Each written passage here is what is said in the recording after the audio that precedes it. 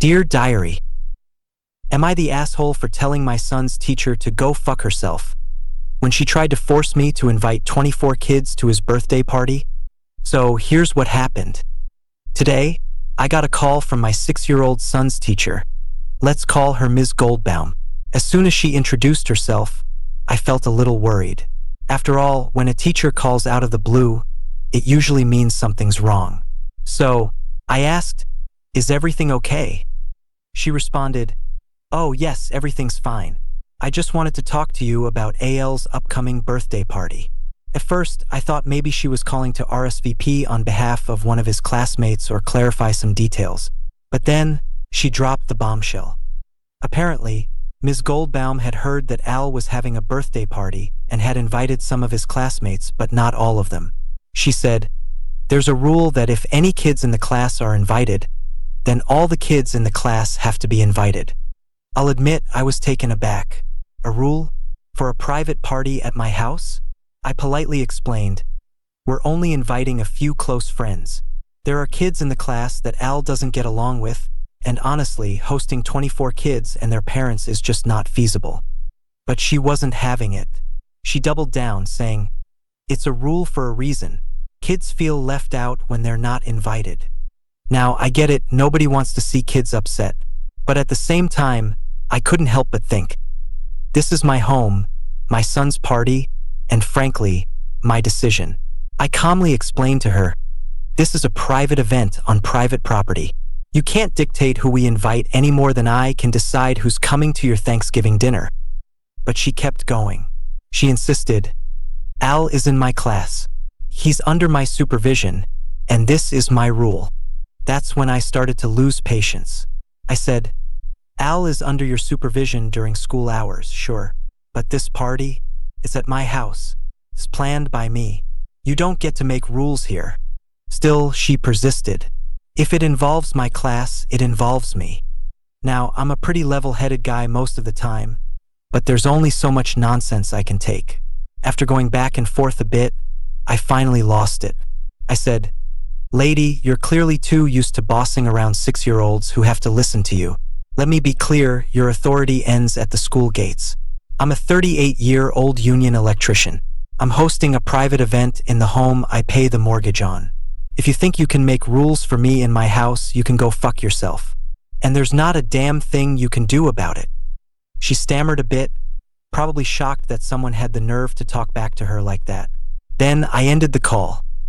Afterward, I told my wife about it. She agreed the school had no business telling us who we could or couldn't invite into our home. But she also thought I went too far with the whole go fuck yourself part. I get it.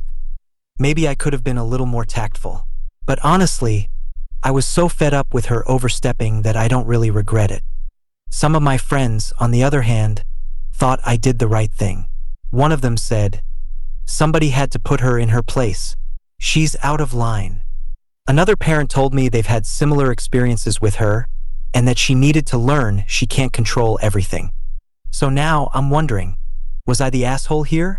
Should I have handled it differently? Or was it fair to stand my ground and call her out for overstepping? Dear Diary, am I the asshole for telling my teacher she can't have a bad day if students can't? I've always prided myself on being respectful and considerate. I say please and thank you, and I make it a point to thank my teachers before leaving each lesson. I also consider myself a diligent student, especially in mathematics, where I believe I have a strong grasp of the subject. Yet, despite my efforts, my math teacher has consistently had a problem with me since I entered her classroom. A study method that has always worked for me is making song with my notes and memorizing what I learned that way. Recently, during a test, I was quietly humming one of my made-up songs to help me answer a question. Without warning, my teacher accused me of cheating, claiming I was copying from the student next to me. She told me to stop staring at the paper of the person next to me. This happened multiple times during the test, even when I was looking at my own paper. Every time I tried saying something, she told me to keep focusing on my own test. This accusation was unfounded, as I have never cheated on a test, and I had no intention of cheating and was merely using a personal study technique. Despite my attempts to defend myself and explain, she dismissed my explanations and continued to accuse me. The situation escalated when she intentionally ignored my raised hand for 10 minutes, assisting other students while I sat there, feeling increasingly frustrated and helpless. I got pretty pissed. Feeling unjustly treated, I shared my experience with my parents, who promptly filed a complaint with the school. However, this teacher ignored the complaint and continued to treat me unfairly. She failed me on the test, citing the unfounded cheating allegations as her reasoning. The only times my answers were the same as the said student she alleged I was copying was when our answers were correct. If I were indeed copying her work, wouldn't I have made the same mistakes too? This time I filed a complaint with my principal directly. I believe the principal spoke with my teacher about my complaint because in a subsequent private conversation with me, she admitted to having a rough time and apologized for taking it out on me. While I appreciated her apology, I felt it was ingenuine and insufficient given the ongoing mistreatment.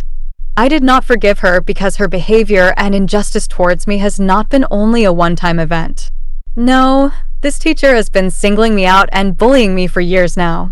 During our conversation, I expressed my feelings, stating that students are expected to come to school every day, always expected to be happy and to never have a problem.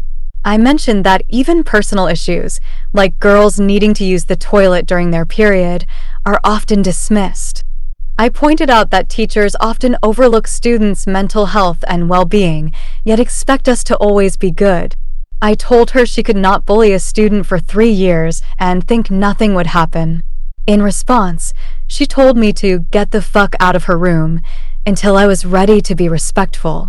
I had kept myself calm and composed throughout this discussion, but her reaction left me feeling dismissed and invalidated.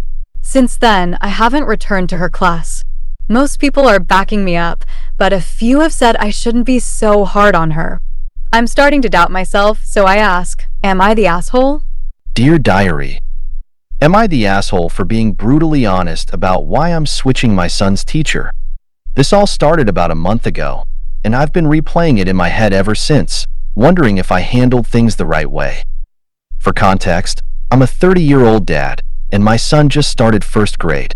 He's enrolled at the same elementary school I went to as a kid. We live in a small town, so it's kind of inevitable. At first, it felt nostalgic. That is, until I found out who his teacher was. As luck, or maybe misfortune, would have it, he got assigned to the exact same teacher I had when I was in first grade. The second I heard her name, I thought to myself, absolutely not. Hell no. I told my wife about it, expecting her to agree with me, but she said, let's give it a day and see what our son thinks. I reluctantly agreed, even though I already knew in my gut this wasn't going to work. Sure enough, after his first day, my son came home looking upset. He didn't say much at first, but when I pressed him, he admitted, "She's mean, Dad." That was all I needed to hear. The thing is, I already knew exactly what he meant. This teacher, let's call her Mrs. Thorne, was notorious, even back when I was her student. She had this way of making every kid feel small, like they were the problem. She was the kind of teacher who got in your face, yelled at you, and made it crystal clear she didn't like children. I'm not exaggerating when I say she ruined my entire school experience. One memory stands out even now. A boy in my class wet himself because she yelled at him so much. Instead of comforting him, she continued to berate him in front of everyone. It was humiliating to watch, and it's burned into my brain to this day. Parents complained about her for years, but somehow, nothing ever changed. The school just let her keep going, and she was never held accountable. There was no way I was going to let my son go through the same thing I did. So, I went to the school and requested he be transferred to a different class.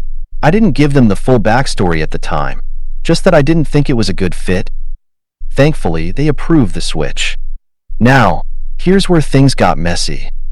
A friend of mine works in the school office. Since we're close, I trusted him and casually mentioned why I wanted the change. I told him about my awful experience with Mrs. Thorne and how I didn't want my son to have the same fear and anxiety I did.